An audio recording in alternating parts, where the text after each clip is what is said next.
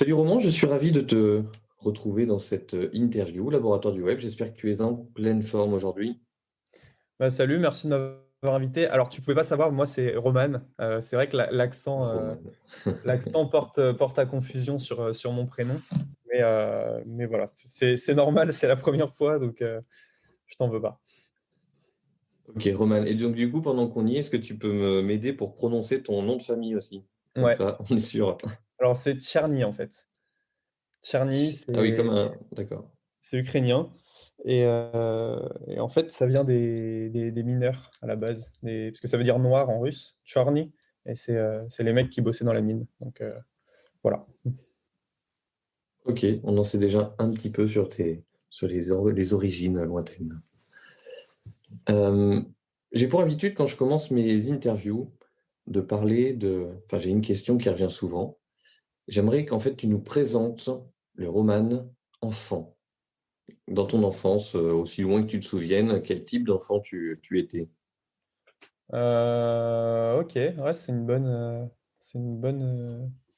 bon exercice. Écoute, moi j'étais avec des grandes lunettes rondes, premier de la classe, tout devant. Je sortais peu des amis, mais en fait, toute mon enfance, elle a été basée sur le travail à l'école, de par mes parents, qui étaient quand même assez stricts là-dessus, et je les remercie d'avoir été si stricts. Mais j'étais beaucoup dans la connaissance, à la recherche de la performance.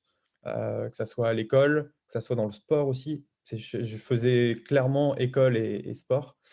Et en fait, ça se ressent aujourd'hui avec la gestion de mon entreprise. C'est la recherche de la performance, la recherche de l'excellence. Et voilà, même si on n'y arrive pas toujours, c'est vrai que c'est très probablement cette partie-là de ma vie qui a dicté et qui dicte ce que je suis aujourd'hui. Ok, donc déjà un enfant qui a pour objectif d'être performant, que ce soit à l'école, sport. Tu faisais quoi comme sport d'ailleurs? Moi, je faisais du judo. Ça, c'est un peu le drame en ce moment, c'est que les salles de sport sont fermées, le judo est fermé aussi. Mais ouais, j'étais compétiteur en judo. Mon but, ça a toujours été d'intégrer, que ce soit les pôles espoirs, les choses comme ça, pour monter. Mais j'étais bon sans être excellent. Et du coup, mes parents ont bien fait de me dire de continuer l'école plutôt que d'aller dans ces filières-là. Mais ouais, c'était le judo. Ouais. Ok. Et socialement parlant, en tant qu'enfant, t'avais plutôt quel profil? Plutôt introverti. Alors, j'ai jamais eu de mal à avoir des amis, mais c'est vrai que j'étais plutôt introverti, pas trop du genre à me retrouver dans des foules, quoi. Deux, trois personnes autour de moi, ça suffit. Au-dessus, je m'efface beaucoup, on va dire. Et bon, c'est toujours pareil aujourd'hui, et c'est pour ça que je suis devenu entrepreneur sur le web. C'est parce que j'ai pas forcément à avoir des collègues en masse, j'ai pas besoin d'aller dans des réunions. Et si socialement j'en ai marre, j'ai juste à fermer mon ordinateur et je peux me retrouver à peu près tout seul. Donc ça c'est pas mal, c'est un des grands avantages. Et finalement, il y a pas mal d'entrepreneurs du web qui sont des introvertis. Euh, Enfin, moi, c'est plutôt le constat que j'ai.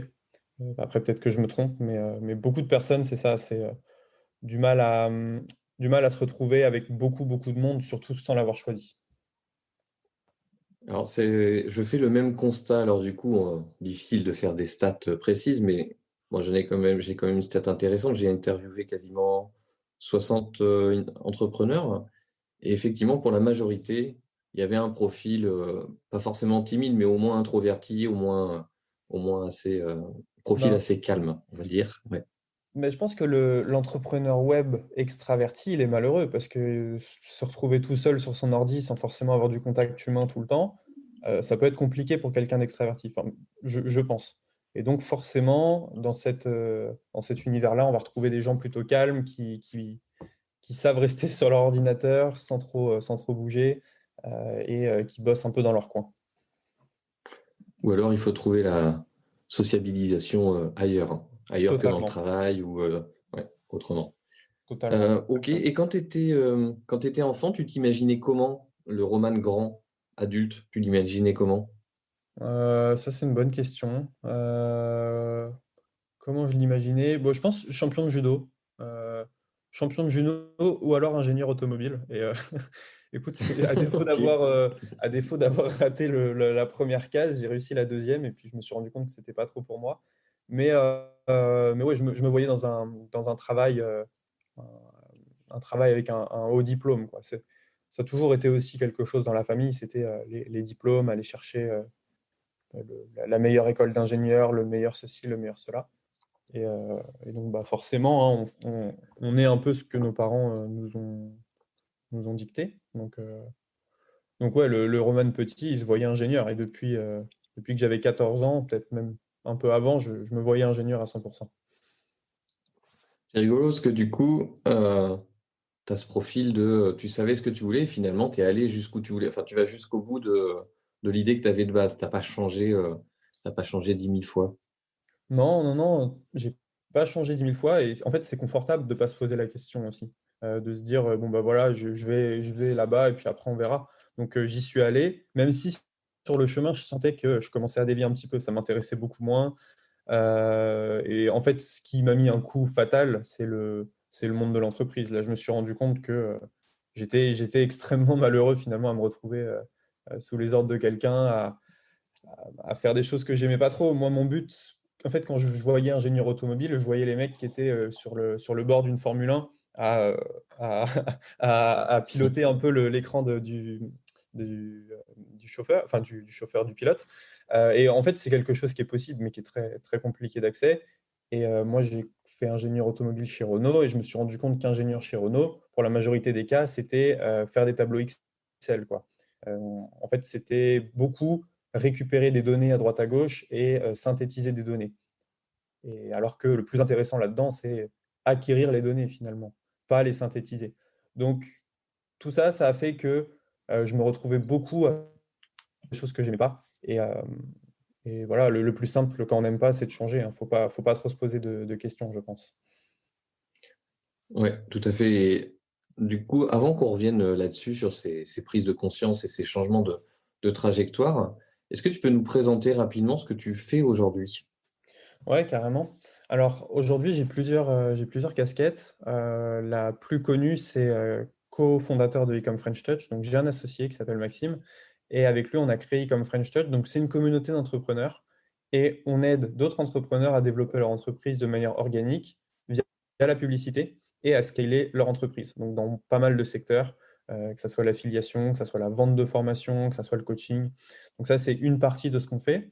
Une autre partie, c'est d'avoir une agence web où là, on va faire des sites internet, on va faire des blogs, on va faire du branding, on va gérer des comptes Instagram, bref, tout ce genre de choses. Et troisième activité qu'on a également, ça va être tout ce qui est affiliation. On fait énormément d'affiliation dans des domaines divers et variés, donc que ça soit du trading, que ça soit de la séduction.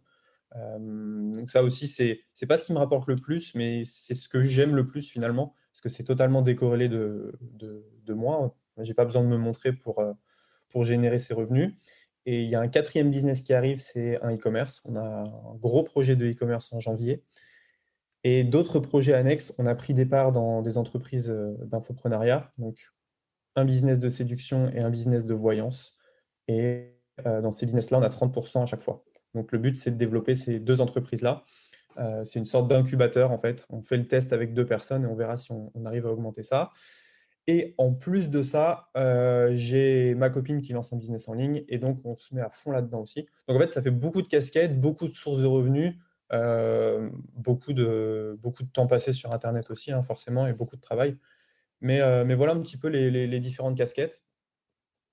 Et il faut savoir qu'au départ, j'ai commencé il y a 4 ans en étant uniquement vendeur sur 5euros.com. Donc, il y a eu du chemin qui a été parcouru et clairement, aujourd'hui, il y a une bonne diversification, on va dire. Très intéressant là, que tu parles justement de diversification, parce que justement, je pense que c'est un bon levier pour croître à un moment donné. Parce que tu peux rester toujours dans une même, comment dire, dans un même business, dans un même projet, mais il y a un moment donné, surtout quand tu as l'esprit entrepreneur, tu dois avoir un peu fait le tour, ou en tout cas, tu as envie de voir d'autres choses, tu as envie de te remotiver, et au-delà de l'aspect de l'argent, tu as envie de trouver enfin, des projets sur lesquels t'amuser. C'est quoi, toi, ta plus grande source de motivation dans l'entrepreneuriat? C'est de créer, en fait. Je me suis rendu compte que les seuls trucs qui m'intéressaient, c'était de créer du contenu. Enfin, les seuls trucs, non. Mais ma source principale de motivation, c'est créer du contenu et partager ce contenu. Ça, c'est quelque chose que j'adore. Je pense que j'ai un petit côté créateur qui arrive à s'affirmer dans ce business-là. Donc, faire des vidéos, écrire des articles, faire des podcasts, faire des interviews aussi, j'aime beaucoup. Toutes ces choses-là, j'adore. Euh, et forcément, il y a des trucs que j'aime un peu moins, tout ce qui va être le côté administratif, tout ce qui va être le côté service après-vente, toutes ces choses-là, qu'aujourd'hui on délègue à 100%. Mais aujourd'hui, si je voulais, je ne pourrais faire uniquement que les choses qui m'intéressent. Maintenant, mon but est aussi d'avoir une croissance dans l'entreprise, donc forcément, ça passe par des actions que j'aime pas forcément pour l'instant et que je déléguerai plus tard. Ok, mais quand c'est dans une phase de lancement, de création, c'est des choses que tu vas accepter le temps de développer. Absolument, ouais. Absolument. Je pense Mm. que on peut pas déléguer un truc si on ne l'a pas fait un minimum. Sinon, c'est très compliqué à suivre. Ouais, je suis assez d'accord. Je faisais souvent le parallèle avec l'investissement immobilier. Quand tu fais faire les travaux, c'est bien, c'est confortable.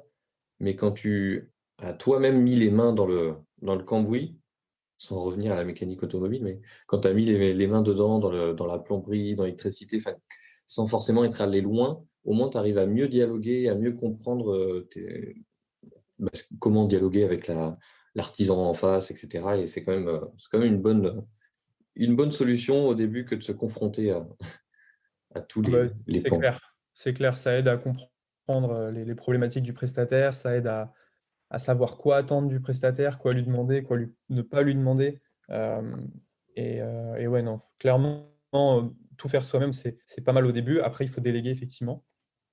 Par exemple, sur Google Ads, je faisais beaucoup de publicité via un prestataire. Je ne savais pas du tout ce qu'il faisait. J'ai mis les mains dans le cambouis. J'ai compris qu'il faisait des choses qui n'étaient pas terribles. En me formant un petit peu plus que lui, apparemment, j'ai réussi à diviser les coûts par deux.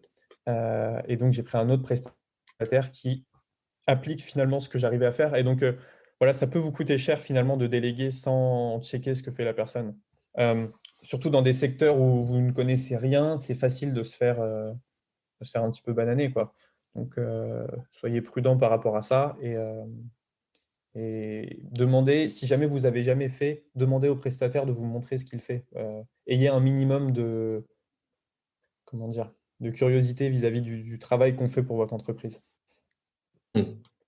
Non, mais c'est intéressant parce que c'est vrai que c'est confortable de déléguer, mais ça peut vite coûter cher et pas forcément en sous que tu donnes, mais en ce que ça te rapporte réellement si c'est pas vraiment fait, si tu n'as pas vraiment de regard et que tu fais un peu trop confiance. La confiance, c'est bien, Absolument. mais ça a ses limites. Exactement, je suis d'accord avec toi. Quel chemin t'as amené? Donc, du coup, tu nous l'as déjà un petit peu présenté, mais est-ce que tu peux aller un peu plus loin entre le Roman qui sait qu'il doit être ingénieur automobile, qui fait ses études, et puis ouais, ça a été quoi tes différents déclics, tes différentes prises de conscience? Ouais, alors donc, moi j'ai fait un bac S, donc c'était en 2014, je crois. Et là, je ne savais pas trop quoi faire. Donc on me dit, Roman, t'es bon en classe, fais une classe prépa.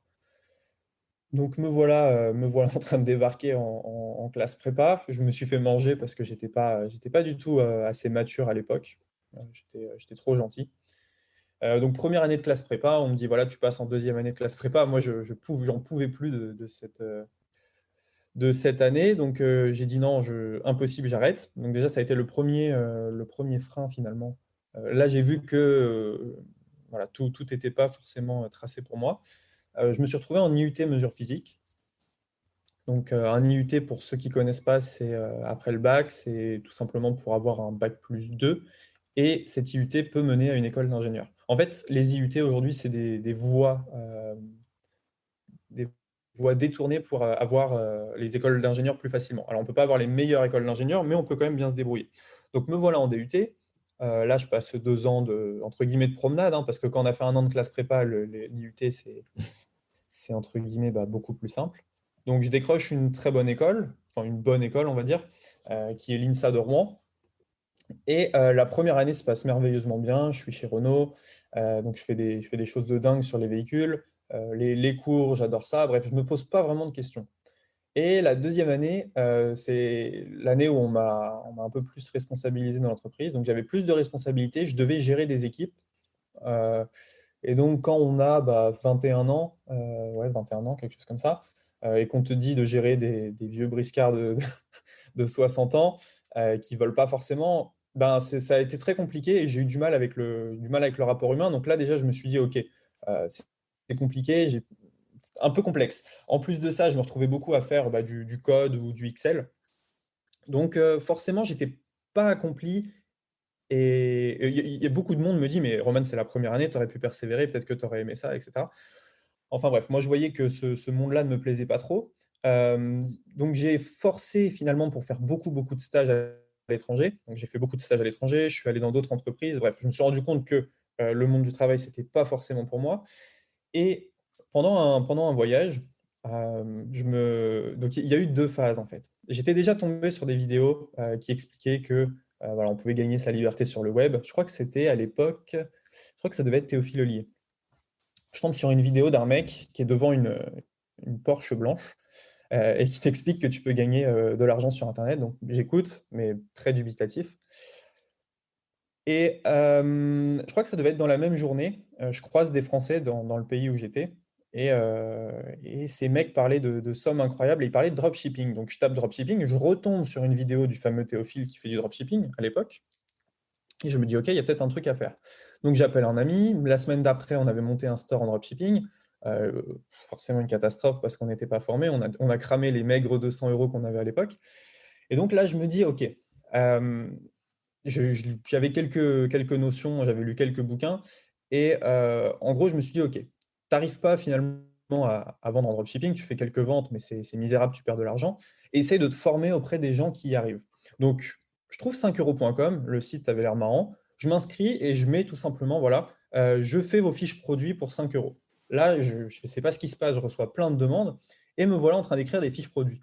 Et moi, mon but, c'était uniquement de voir les stores finalement qui vendaient, comprendre un petit peu la mécanique des gens qui commandaient des fiches produits. Donc, je me mets à rédiger des fiches produits.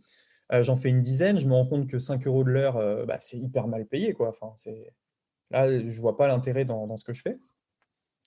Et je me dis, OK, tu as rédigé 10 fiches produits. Maintenant, essaye de faire une synthèse, comment rédiger une fiche produit. Donc, je fais un PDF, comment rédiger une fiche produit.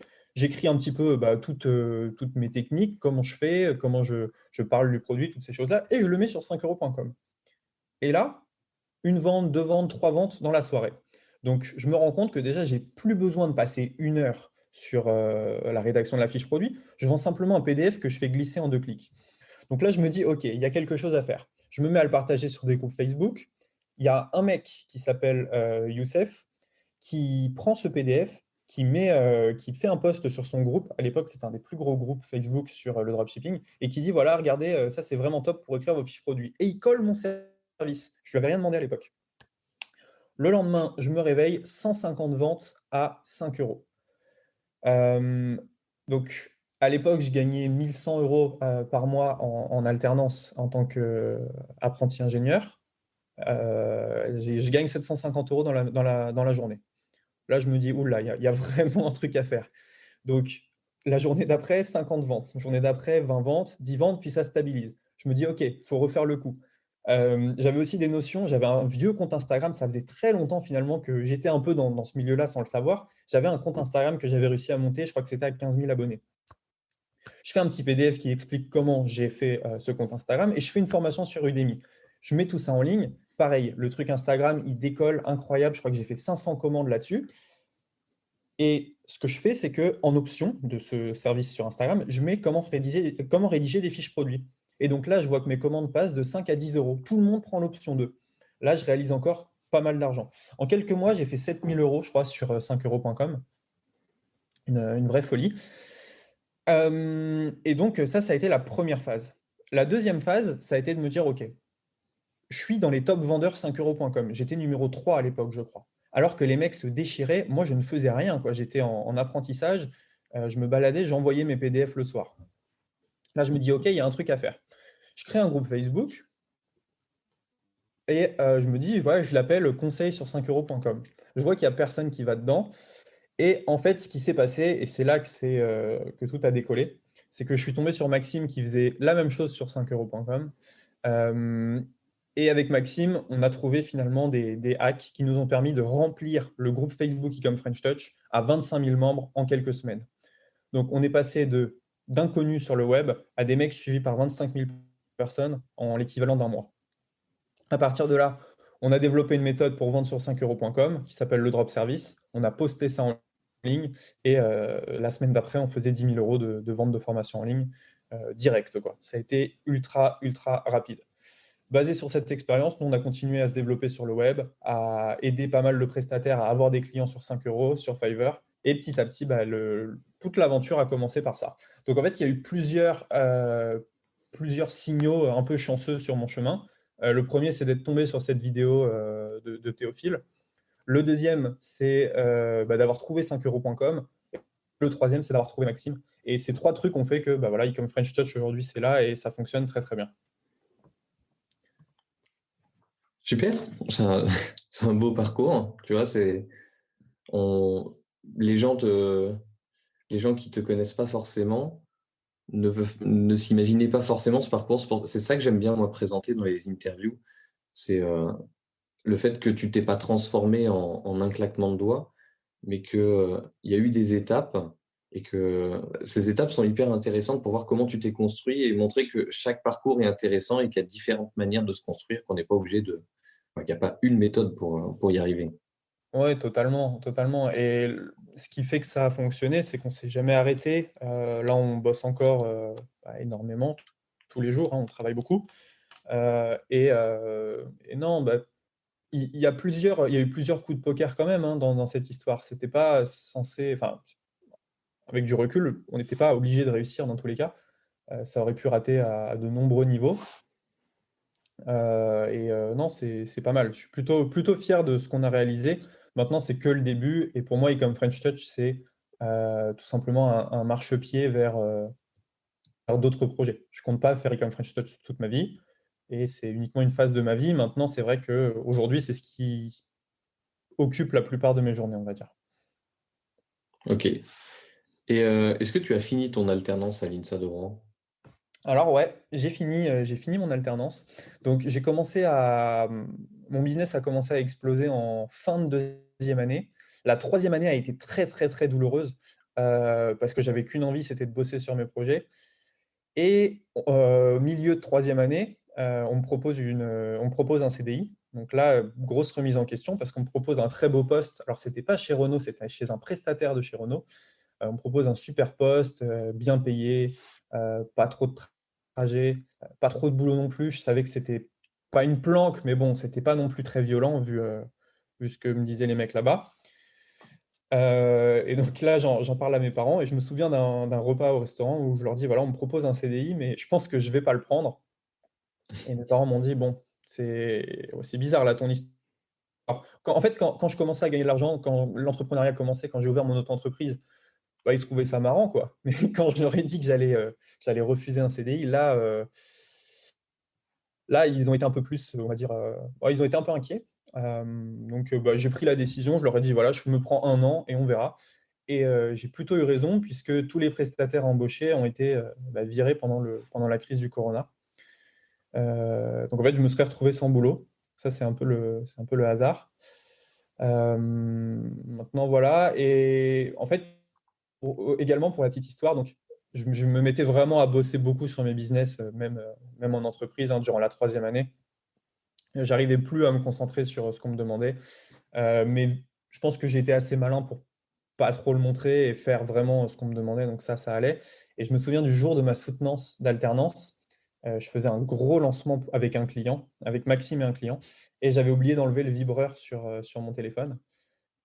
Et donc, il n'y a que moi qui sentais les vibrations. J'étais en train de faire ma dernière soutenance, quoi, finalement.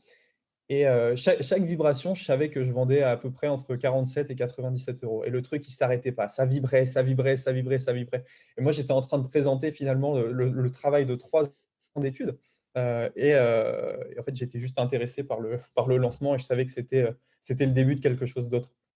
Et ça, je m'en souviendrai toujours, être face aux 3 profs, les 3 profs qui me disent: «C'est bien, tu fais quoi maintenant?» Et moi qui leur dis: «Bah, j'arrête quoi, c'est terminé».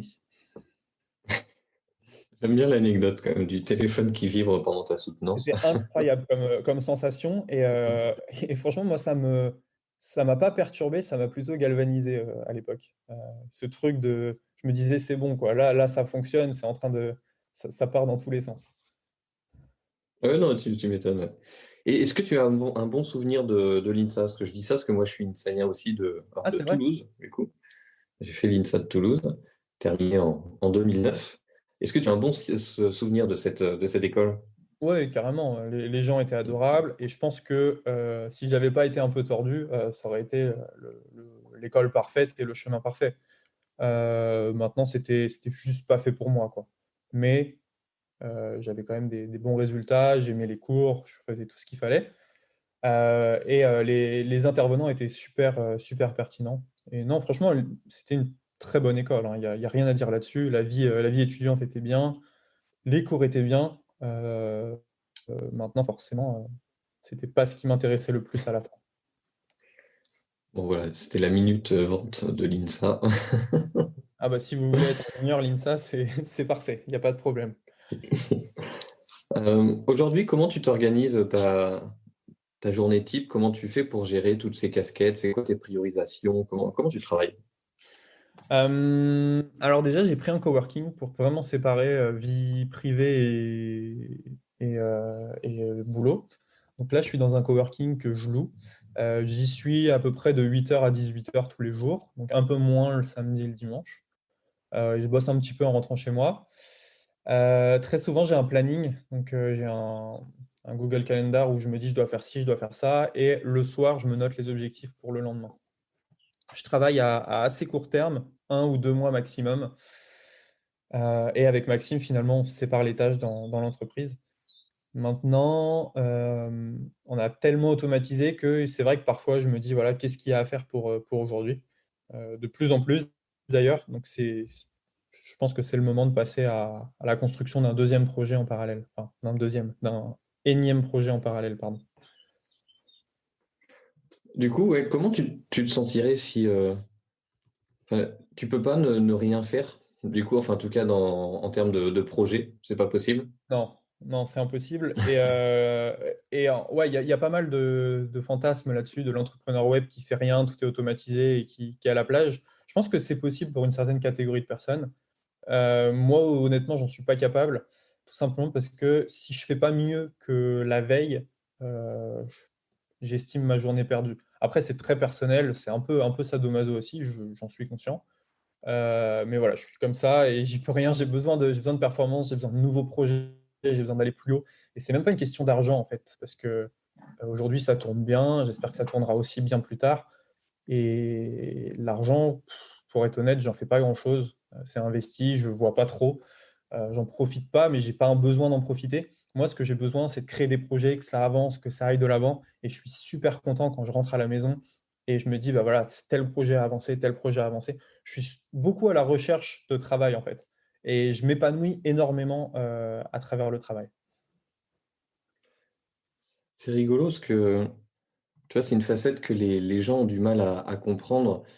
Au début, quand tu rentres par là, tu es dans l'entrepreneuriat, tu te dis: «Voilà, il faut absolument que je trouve un moyen de gagner ma vie, autrement que par le salariat, donc il faut que je fasse rentrer de l'argent» et du coup, l'argent est souvent une source, une motivation, presque première. Et il y a un décalage entre, ces personnes-là qui cherchent à avoir un revenu, confortable et tous les entrepreneurs qui, en fait, entreprennent juste parce que c'est marrant et je trouve qu'il y a un décalage que les gens ne comprennent pas forcément que, bah, qu'il y a un moment donné, tu travailles ou tu montes des projets juste parce que ça te fait plaisir. Ouais, totalement. Moi, au début, c'était ça, hein, c'était totalement financier. Chaque vente, je la notais dans un carnet, je regardais combien ça me pesait par mois, et cetera. Maintenant, je suis très largement décorrélé de l'argent. Alors, en fait, c'est mon indicateur quand même de performance, hein, faut pas se le cacher. C'est ce que je regarde à la fin du mois, je veux faire mieux, et cetera. Mais je le vois plus comme des bons points pour un entrepreneur plutôt que comme de l'argent. Et je sais que c'est ma sécurité, entre guillemets. C'est ce qui va me permettre, si jamais tout se casse la tronche, de ne pas retourner au travail. Maintenant, il n'y a pas de raison que tout se casse la tronche. On met en place des actions pour que finalement, voilà, c'est un peu comme quand tu montes sur une montagne. Si tu veux, si tu mets pas des mousquetons, si tu tombes, la chute, elle est violente. Nous, on essaie de mettre des mousquetons partout, à tous les niveaux, pour que finalement, si un jour on bosse moins ou si ça fonctionne un peu moins, on ait des sécurités. Donc, l'argent est plus un moyen qu'un but. Et encore une fois, tu vois, quand j'ai commencé l'entrepreneuriat, ou même quand j'étais ingénieur automobile, je me disais, bah voilà, j'aimerais bien avoir telle voiture, telle voiture. Et finalement, aujourd'hui, je peux avoir telle voiture ou telle voiture et je m'en fous, quoi. C'est pas... Je suis content de savoir que je peux l'acheter, mais c'est pas du tout ce qui m'intéresse. Et je sais que le bonheur à l'acheter va être extrêmement temporaire. Parce qu'il y a ça aussi, et ça se retrouve énormément chez les gens qui ont besoin de travailler, qui ont besoin de lancer des projets, c'est que lorsqu'ils veulent quelque chose et lorsqu'ils l'obtiennent, ça n'a plus vraiment de valeur. Au niveau matériel, je parle. Donc, Ouais, ouais, non, c'est vrai. voilà, c'est pas l'argent n'est pas un but. Maintenant, effectivement, s'il n'y a pas d'argent, il y a pas de business, hein. Ça, on va pas revenir là-dessus. Oui, ça fait sens. Du coup, tu t'imagines comment dans les 10, 20 prochaines années? Tu t'imagines faire quoi? Alors, déjà, dans les 3 prochaines années, Ecom French Touch, ça va s'élargir énormément. On va passer du web marketing à l'immobilier et peut-être la bourse. Tout simplement parce qu'en Ecom French Touch, je le vois comme un projet qui est collé à Maxime et Roman, dans le sens où l'entreprise va évoluer en même temps que nous. On est en train d'acheter de l'immobilier. Ecom French Touch va parler un petit peu d'immobilier. On est en train d'investir en bourse. Ecom French Touch va retranscrire finalement notre parcours d'entrepreneur. Donc, Ecom French Touch, à terme, je le vois un peu comme, pas un carnet intime, mais le prolongement finalement de ce qu'on vit au quotidien. Donc, ça, c'est top, en donnant nos conseils aux entrepreneurs qui nous suivent. À côté de ça, il y a pas mal d'autres projets qui arrivent. Donc, je pense d'ici 5 ans, mes priorités, elles auront changé. J'ai envie aussi d'avoir une famille, toutes ces choses-là. Donc, forcément, ça rentrera en compte. Et je me vois également dans des projets qui sont un peu plus gros et qui me dépassent, qui n'ont pas forcément besoin de Maxime et Roman pour grossir, qui soient plus décorrélés de mon image. Je n'ai pas forcément envie de m'afficher sur Internet tout le temps, parce que ça a des avantages, mais également des désavantages. Et le but, c'est vraiment de laisser plus tard un projet qui m'a littéralement dépassé, dans le sens une grosse start-up, une grosse entreprise, un truc comme ça. Donc ça sera la prochaine phase. Et après viendra une phase où je pense qu'il faudra profiter de tout ce que j'ai créé. Il faudra que je me force à faire ça à un moment. Mais voilà un petit peu le déroulé logique. Mais clairement, je ne me verrai pas faire que Ecom French Touch pendant les 10 prochaines années de ma vie. Tout simplement parce que, comme tu l'as dit, au bout d'un moment, tu as fait le tour. Et, euh, et faire le perroquet, ça ne m'intéresse pas forcément. Je n'ai pas envie de répéter toujours les mêmes choses. Ok, ça fait sens. Et j'aime bien le fait de profiter de tout ce que tu as créé, mais du coup, profiter comment? En créant de nouveaux projets finalement. Ouais, mais en créant de nouveaux projets, mais cette fois-ci totalement décorrélé de l'argent, et à Mm. 200% si tu veux. Ça pourrait être une association ou quelque chose comme ça, mais en fait, c'est pas un problème, mais quand on est entrepreneur et quand on commence, forcément, à chaque fois qu'on va ou non dans un projet, c'est si ça nous plaît, certes, mais si ça rapporte de l'argent. Aujourd'hui, entre un projet qui va me rapporter je sais pas moi, 1 million par mois et un autre qui me fait plaisir mais qui va rapporter 10 000, forcément, je vais aller vers celui qui fait 1 million. Tout simplement parce que aujourd'hui on est en phase de croissance. Le but, c'est d'avoir de la trésorerie pour investir pour beaucoup de projets. J'espère que dans les prochaines années, je pourrais me dire, OK, ce projet-là, il fait beaucoup plus sens pour moi, donc je peux me mettre à 100% dedans, même si ça ne me rapporte pas d'argent. Ok, je comprends le principe. Euh, Écoute, je te propose, je l'ai déjà fait, je le fais là depuis quelques temps. Je te propose une interview en 2 parties. Alors pour nous, ça ne changera strictement rien. C'est juste pour les gens qui vont écouter. Euh, Parce que du coup, tu fais appel à des prestataires. Ouais. euh, et donc forcément, tu as des choses intéressantes à dire là-dessus, parce que mon audience est faite de beaucoup de prestataires. Et je pense que tu as beaucoup d'astuces à nous partager. Et donc, avant de terminer cette première partie d'interview, je te propose une petite question pour symboliser la fin. J'aimerais que tu me dises, si tu pouvais avoir un super pouvoir, ça serait lequel? Si je pouvais avoir un super pouvoir, donc business ou C'est tout? au choix, elle est libre, la question. Ok, ça marche. Euh, c'est une bonne question. Euh, allez, pouvoir déconnecter un petit peu du business en appuyant sur un bouton. Ok, ça marche. Eh bien, écoute, je te retrouve tout de suite dans la deuxième partie. Ça Ciao. marche, merci.